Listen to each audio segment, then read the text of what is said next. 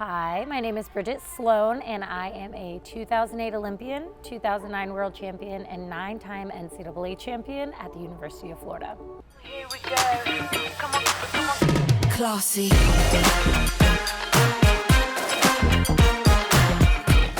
I'm classy. I started gymnastics when I was 4. I'm the youngest of 4 kids, so by the time I came around and I was starting to get active, my parents didn't really know what to do with me. I had a lot of energy, and I believe they had family friends that said you should really put her in gymnastics, and sure enough, we ended up finding a gym, and they took me for that first day, and the rest is history. I had a couple role models growing up. My sister was definitely one of them. I have an older sister. She was definitely one of my role models. And then every single athlete on our Olympic team, so my entire team was my role model. I remember I was young. I was the youngest on the team. So I looked up to Alicia, Nastia, Chelsea. Those were kind of they were the older girls of the team. But Sean, Sam, and I think we did such a great job of really meshing well with the team, but every single Olympian I think I've always looked up to, especially once you cross that kind of threshold of I'm no longer training for the Olympics, I am an Olympian. And growing up, it was just like anybody from the national team I looked up to. Anytime we would go and train together for our national team camps, I would look up to them. So it was really, I don't think it's one specific athlete or one specific person. I think it was just as a whole, being in that environment, representing Team USA. I mean, it was just anybody that was able to represent Team USA, I looked up to. You really start to get the sense now, don't you, Tim and Elfie, that they know that what they're about to do in a couple of months is going to be with them for the rest of their lives. I took a lot of steps, we'll say, to accomplish my goals. I kind of realized early on that things didn't happen overnight, and it did take a lot of time. So I've always been very big into goal setting, but one thing that I really kind of pride myself on, and I'm very thankful that my parents helped me with, was those steps to achieve that goal. So no matter what my big long-term goal was, I always made really small goals, whether that was, sometimes it was to have a good attitude in the gym. No matter what it was just small goals that would get me to that big goal. And I just always stuck with the process. I always knew that the process, it was gonna be hard. If it was easy, it probably wasn't the right goal for me. So I knew that trusting myself, trusting my coach, trusting my ability, and trusting the process was gonna allow me to achieve those goals. So I made the goal of making the 2008 Olympics when I was 10. And again, I knew that it was gonna be a long process. I knew there was gonna be a lot of steps to get there, but that was when I said, I wanna do this. That was when I wrote it down on paper, was when I was 10.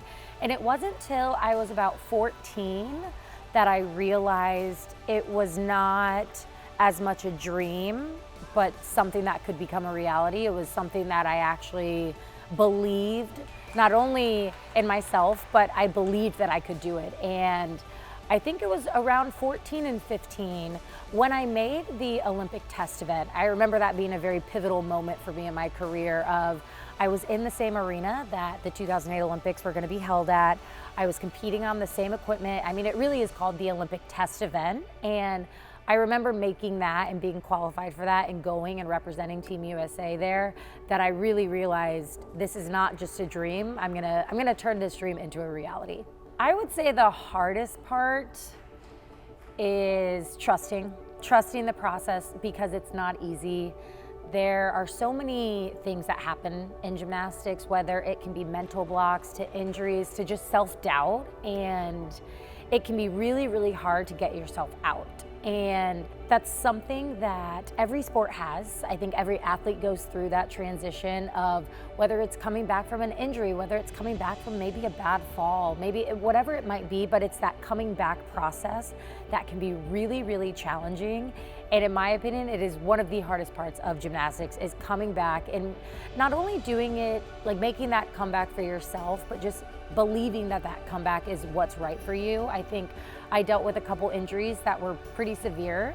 One was right before the Olympic Games, and everyone told me that my Olympic dream was over.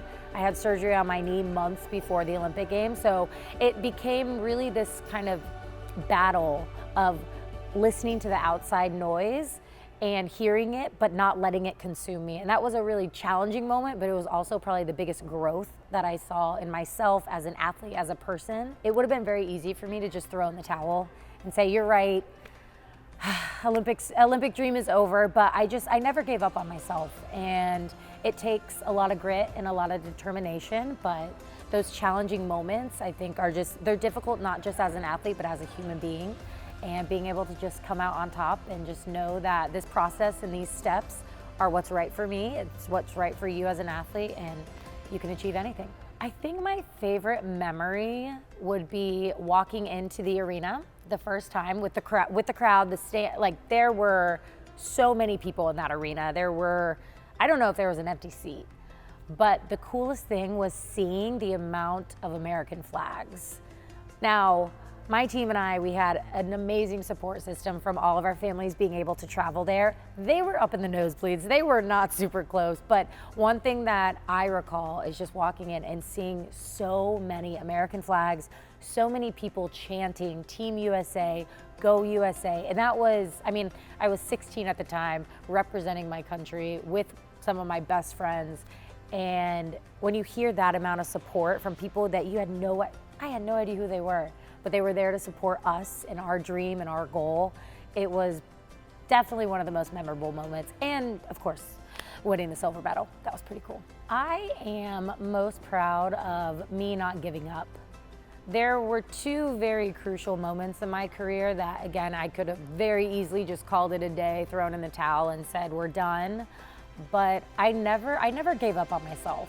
Right before the Olympics, I mentioned I had knee surgery. Well, right after the Olympics, I continued to train, and I ended up winning the 2009 World Championships. And not a lot of people thought I could do it. Once I made it to the Olympic Games, competed, everybody from our team pretty much took a little bit of time off. And then some of us kept training, Sam being one of them, and Nastya, the three of us, we continued to train. But I think it was my goal of becoming a 2009. I wanted to win the World Championships. That was my next goal after making the Olympic team.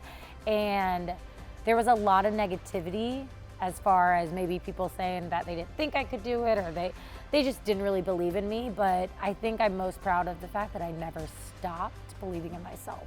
So post-Olympics, I kind of went through this transition of where am I gonna go next? What's next for me? And I really didn't know. I'm very fortunate and very grateful that my parents never kind of pushed me to figure it out very early on. It was, again, trusting that process and trusting those steps. And it wasn't till Miss Sam Peshek, ended up coming to train with me at my gym that I realized I wanted to go to college. I had never really watched college gymnastics growing up. I knew it was there, but it was never really on my radar. And once Sam came and started training with me, and I started seeing the recruiting process, and I just started kind of getting a little itch for it, I realized it was something that I really wanted to do. And I think that kind of light at the end of the tunnel, I was a little burnt out when I ended my elite career, but going to college and competing as a Florida Gator was, if not the best decision I've ever made. It really allowed me to find the love for gymnastics again, and it allowed me to really transition from more of an individual athlete to a team player. And I'm very grateful for my experience at the University of Florida. We accomplished a lot there.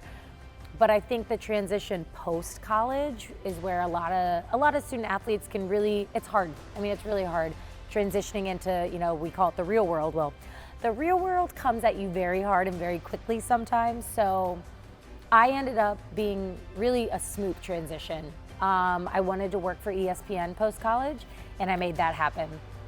I really love talking to people, and I really love forming connections with people, so I got into sales. And I think the goal setting that I did as an athlete has really helped me transition kind of into adulthood a lot smoother, and I'm very proud of where I'm at in my life. I'm very proud of my kind of corporate career that I've made for myself, and I'm currently in sales, and then I have a ESPN gig that I do during NCAA gymnastics season, and I also have a podcast.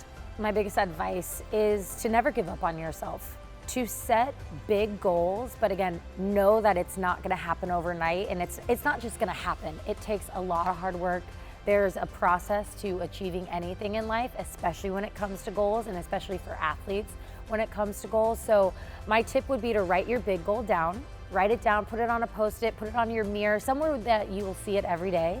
but also write down each little step that it's gonna take to get there. Whether that is to win a specific meet, whether that's to get a certain skill, no matter what it is, write those down and make sure that you not only see it, but you believe in that process and in those steps.